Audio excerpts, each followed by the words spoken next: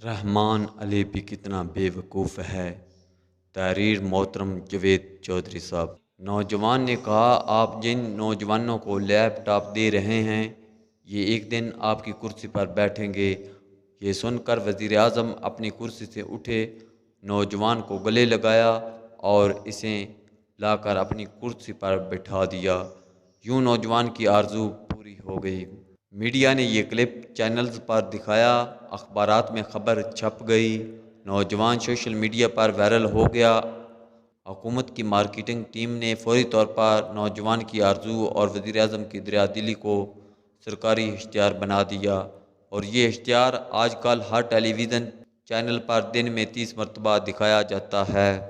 یہ واقعہ 11 جولائی کو پشاور میں پیش آیا تھا اور یہ پولیٹیکل اسسٹنٹ کے لحاظ سے شاندار ہے۔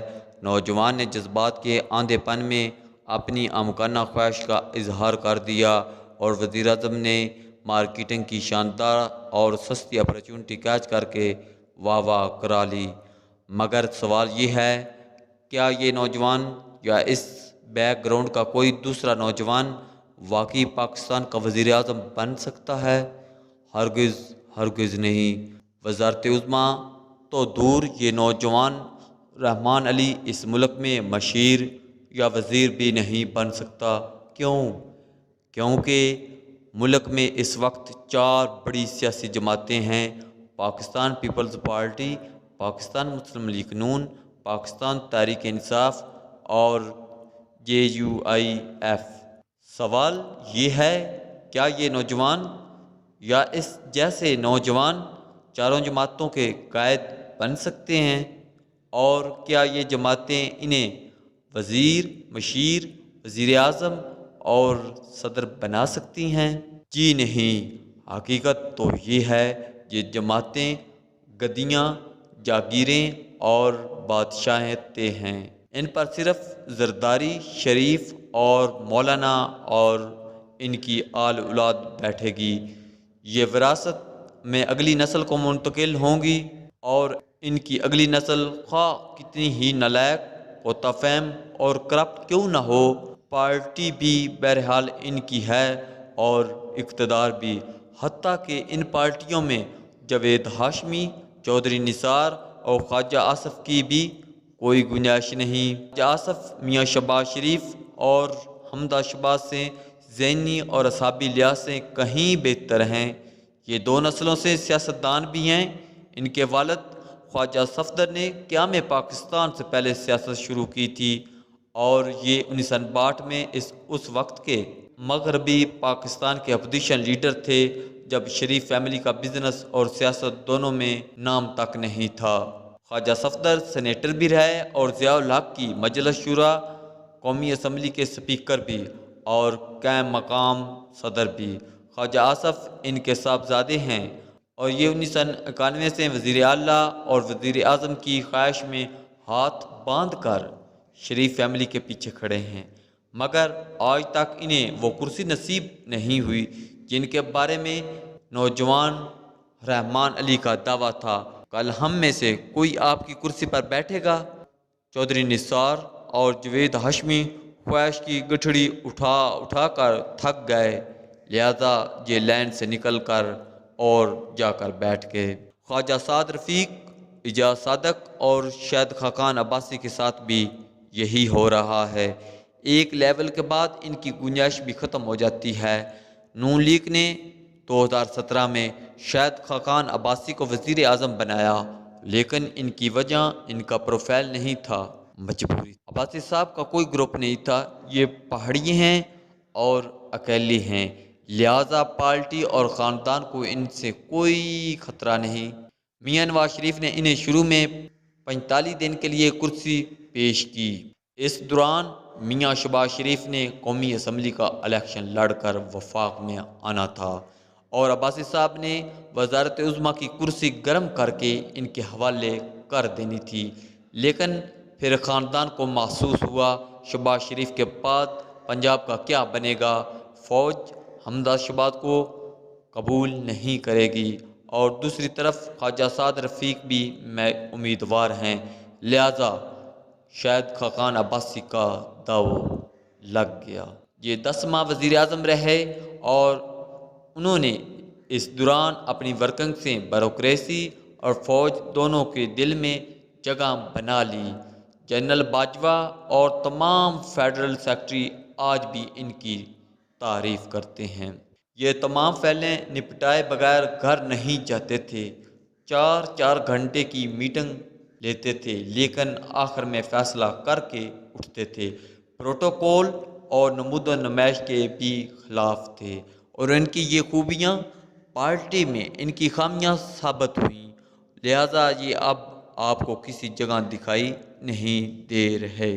مارچ 2022 میں جنرل باجوہ نے شریف برادران کو مشورہ دیا تھا، آپ شاید خاقان عباسی، احسن اقبال یا خواجہ آصف کو وزیر اعظم بنا دیں، آپ کا امیج بچ جائے گا۔ لیکن وفاق تو چھوڑیے، پارٹی کو پنجاب کے کیک میں بھی کسی کی شراکت گوارا نہیں تھی۔ چنانچہ میاں شہباز شریف وزیر اعظم بن گئے اور پنجاب حمد آشباد کے حوالے کر دیا گیا، اور اس کے بعد جو کچھ ہوا وہ پوری دنیا کے سامنے ہے۔ پنجاب بھی گیا اور آج وفاق بھی خطرے میں ہے۔ ملک میں اگر الیکشن ہو گئے اور اگر نون لیگ جیت گئی تو پھر 4 امیدوار میدان میں، میاں نواز شریف، میاں شہباز شریف، مریم نواز اور حمد آشباد شریف ملک میں 5 بڑے عہدے ہیں: صدر، وزیر اعظم، وزیر خارجہ، وزیر اعلیٰ پنجاب اور وزیر خزانہ۔ اسحاق ڈار نون لیگ کے مستقل وزیر خزانہ ہیں۔ یہ اگر نگران وزیر اعظم نہ بنے تو یہ اگلی حکومت میں بھی وزیر خزانہ ہیں، اور یہ اگر نگران وزیر اعظم یا نگران وزیر خزانہ بن گئے تو یہ پھر مارچ میں چیئرمین سینٹ ہوں گے، اور صدر کی غیر موجودگی میں قائم مقام صدر وزارت عظمیٰ میاں نواز شریف اور میاں شہباز شریف دونوں کا حق ہے۔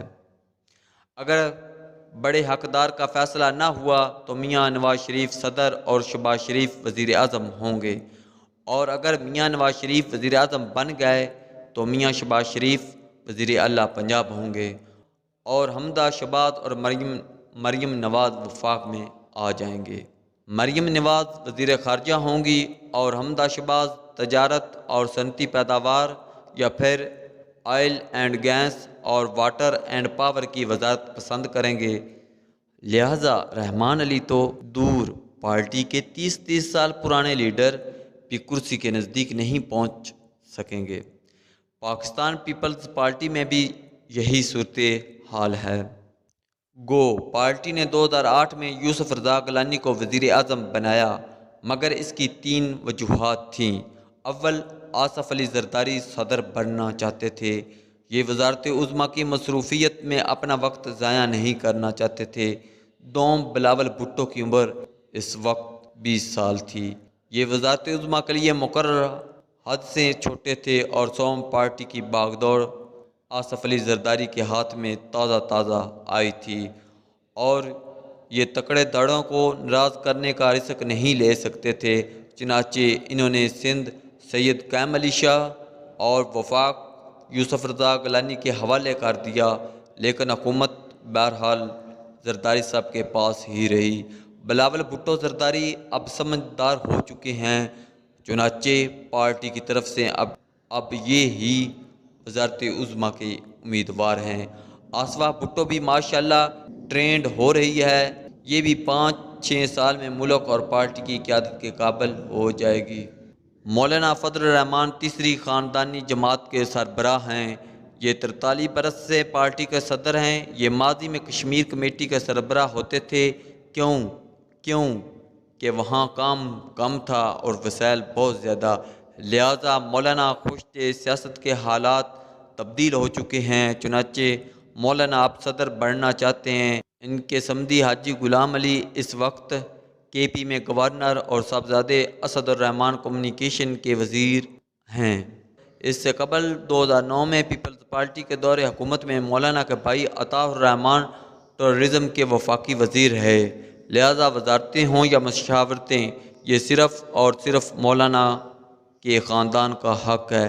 اب اسی طرح اے این پی کو بھی لے لیجئے، آپ اگر پاچا خان کے خاندان سے ہیں تو پارٹی کی قیادت اور اہم وزارتیں دونوں آپ کا حق ہے، ورنہ دوسری صورت میں آپ بلور ہی کیوں نہ ہوں، ایک خاص حد کے بعد آپ کے تمام پر جل جائیں گے اور پیچھے رہ گئی پی ٹی آئی۔ تو سوال یہ ہے، کیا پارٹی کا کوئی ورکر چیئرمین یا وزیر اعظم بن سکتا ہے؟ اور کیا یہ صرف اور صرف عمران خان کا حق نہیں؟ اور ان حالات میں بونیر کا نوجوان رحمان علی وزیر اعظم کی کرسی پر بیٹھنے کا خواہشمند ہے۔ اس کا خیال ہے یہ ایک لیپ ٹاپ کے ذریعے کبھی نہ کبھی وزیر اعظم بن جائے گا۔ یہ کتنا بے وقوف شخص ہے، یہ اتنا بھی نہیں جانتا اس کو وزیر اعظم کی کرسی پر بٹھا کر اس کی صرف تصویر کھینچی جا سکتی ہے، اور یہ تصویر بھی صرف اشتہار کا پیٹ بھر سکتی ہے۔ ملک کی اصل حقیقت یہ ہے، یہاں خواجہ آصف اور خواجہ سعد رفیق بھی آرزوؤں کی گٹھڑیاں اٹھا اٹھا کر قبر کے نزدیک پہنچ گئے ہیں، جبکہ یہ نوجوان ایک لیپ ٹاپ اور کالج میں ٹاپ کر کے براہ راست وزیر اعظم بننا چاہتا ہے۔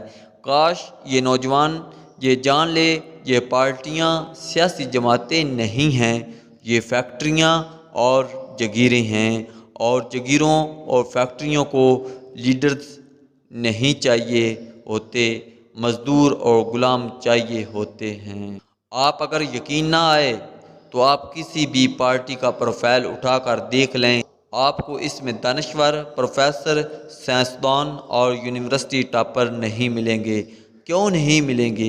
کیونکہ یہ لوگ آزاد ہوتے ہیں، یہ غلامی کے لیے تیار نہیں ہوتے، چنانچہ پارٹیوں کے دروازے ان کے لیے بند ہیں۔ پارٹیوں میں صرف وہ لوگ آتے ہیں جو ہاتھ باندھ کر کھڑے ہو سکیں اور واہ جی کر سکیں۔ عمران خان اس صورتحال میں امید کی نئی کرن تھا۔ قوم اس سے بہت امیدیں تھیں، لیکن یہ بھی حقائق کی دنیا سے نکل کر اس روحانی سمت نکل گیا جہاں سے پیر، مرید اور زائرین کی واپسی ممکن نہیں ہوتی۔ چنانچہ میری نوجوان رحمان علی سے درخواست ہے، آپ کو لیپ ٹاپ مل گیا، آپ کو مبارک ہو۔ آپ اب مہربانی فرما کر کرسیوں کا خواب دیکھنا بند کریں، کوئی باعزت نوکری تلاش کریں اور شاندار زندگی گزاریں۔ وہ کرسی جس تک خواجہ آصف نہیں پہنچ سکا، آپ اس کے سائے تک نہیں پہنچ پائیں گے۔ بے وقوف نہ بنیے۔